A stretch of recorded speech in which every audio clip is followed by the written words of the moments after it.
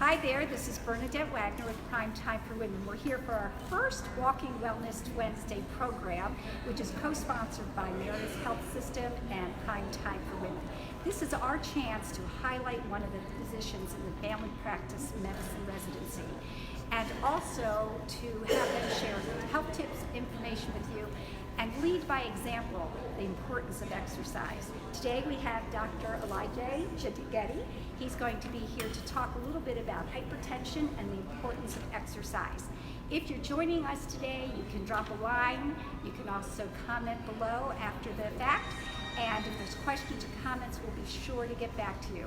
We're so grateful to everybody that's here today to participate in this walk. And I'm going to turn it over to Dr. Jadigeti. Hi everyone at home, and hi everyone here. So my name is Dr. Jadigeti. I'm one of the founding medicine residents. I'm in the first class of residency at Meritus. And today I'm really happy to have you here and here with us on the very first Walking Wednesdays. So today I want to talk about the benefits of walking, and we're also going to talk a little bit about hypertension, and we're going to talk about some health challenges that can occur in the course of life and how walking can help you. So walking is a very simple exercise that anyone can participate in. There's a very little barrier to entry because we all can walk. We've all been walking since we were born, and it comes naturally. We walk to get coffee, we walk to the bathroom, we walk to the car, we walk all the time, right? But then the thing is, if we want to have walking as an exercise, it has to be more intentional. We have to dedicate time to walking. And it's recommended that we spend about 30 to 60 minutes walking every day. And then show me, by show of hands, tell me who does that every day. Well, 30, 60. I don't mean walking to the car. I mean intentional walking as an exercise. Well, I think we have high achievers here, and quite a few of them raised their hands. So that's a good thing. Okay, walking, anyone can walk, as I said. The important things to keep in mind are that if you're going to be walking as an exercise and you're going to be intentional about it, you have to dress the part, right? You have to wear the right shoes. You have to, wear the right outfit.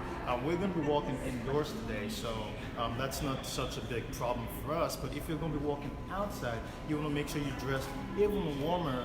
You want to dress lighter than you will think, because you're going to heat up really quickly, and then you're going to be sweating. Okay. At any stage of life, we can all walk, and no matter your current health status, no matter what else you have going on in your life, walking is something that you can easily incorporate into your exercise regimen. I'll use myself as an example. I walk a lot. I'm intentional about walking. Sometimes I'll walk to places about 25 minutes away from my home just because I want to stay healthy. But middle of last week, I had a health scare and I had to have emergency surgery, and I wasn't planning for that. But I think that the walking that I had done in the past actually put me in a good place health-wise, and so I have bounced back faster than I expected. And even when I was at home after surgery, I challenged myself to walk. I went to the mailbox.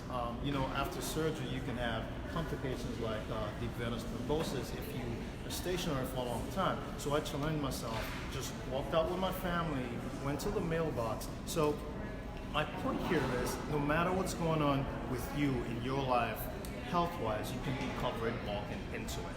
Okay. Some people say, "Oh, I'm not used to walking. I don't have the energy. I can't do 60 minutes every day."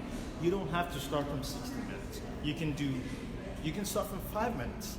Say you walk 5 minutes 5 times a day. That's 25 minutes in that day, and you can step that up. You can do 5 minutes maybe 10 times a day. That's 50 minutes, or 10 minutes 5 times a day. The point is, continuous and sustained progress until you meet your healthcare goals.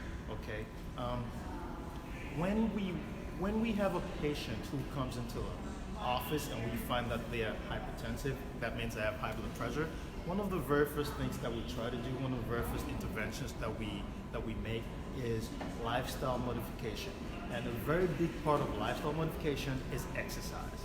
Okay, studies have found that when you exercise, as someone who's hypertensive, if you exercise, you have the potential to bring down your blood pressure at least 5 to 10 points.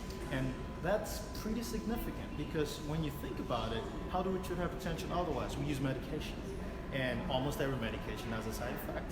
So that helps us. If a person who is hypertensive takes that initiative and they walk, they incorporate walking into their life as part of that lifestyle modification, we may not have to give them as much medication as we otherwise would have. And that kind of helps them in the long run and helps us too. It helps with compliance with taking the medication, and it makes everybody happy. Because as you know, blood pressure is, hypertension is high blood pressure, and that means that you have average blood pressures higher than 130 for the systolic, that's the number on top, and then 80 to 90 in the bottom.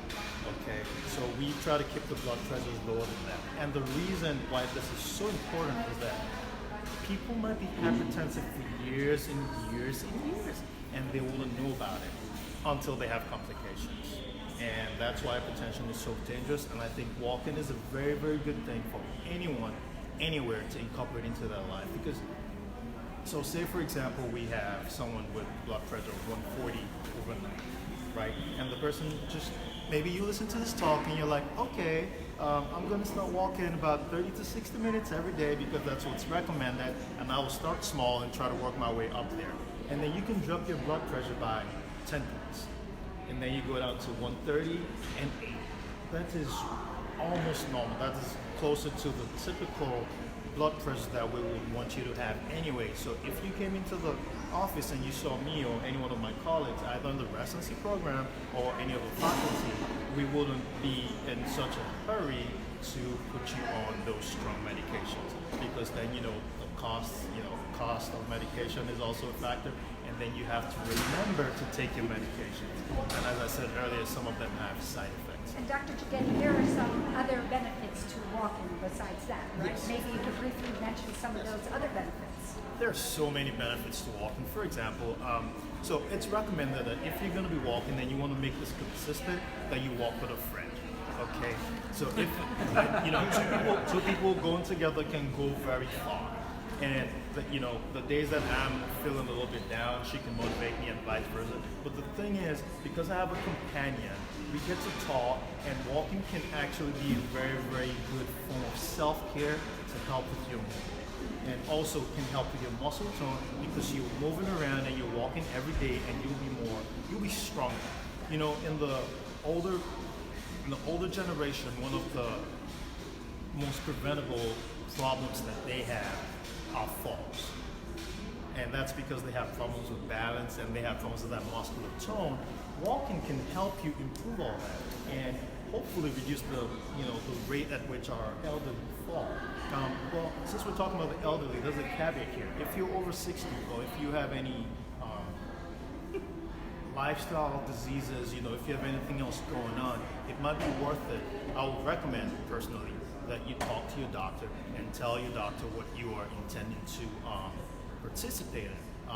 I mentioned that I had surgery last week. Walking was not contraindicated by my doctors. I am allowed to walk. Okay. So, and what, we have a lot of people here who want to walk, and I want to say to all our viewers, if you want to walk with Dr. Jageti or one of the other members of the Family Medicine Residency Program, be here the first Wednesday of every month at 12:15. You'll get to hear a great presentation, and then you'll get to participate in a walk led by a physician. And I want to say to all of you out there that there is this important element here. They're sharing their information, but what we hope to do is share our connections with our new physicians. We want these primary care doctors to stay here in our community. We want to welcome them. We want to connect on a personal level. So please come it's the first Wednesday in November. We'll look forward to seeing you. And we're going to say goodbye for now. Goodbye. Goodbye. And please bring a friend. Bring a friend. It's good for your health when you do stuff with your friends. So we'll see you next time.